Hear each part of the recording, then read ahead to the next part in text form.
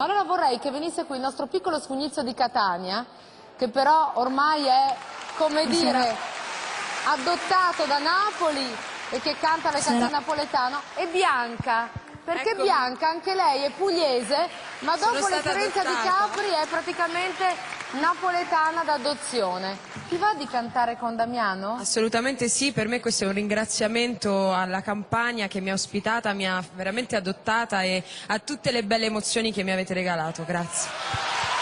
Napule, prego.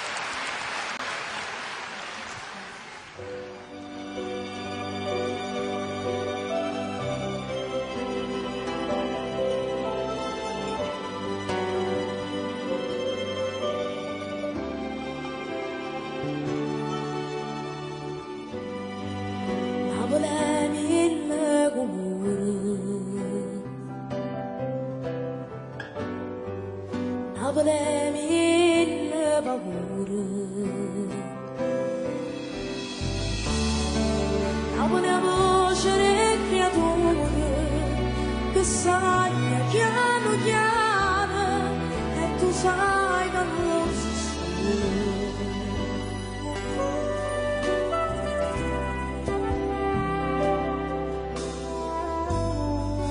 Napoli non so la mare,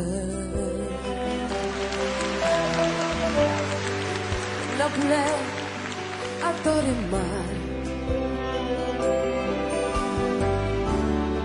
Napoli è una carta sporca e nessuno se ne va e ognuno aspetta sorte.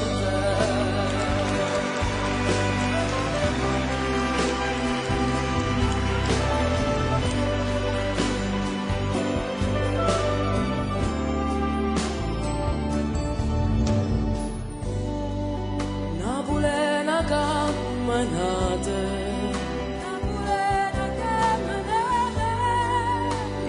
che in mezzo alla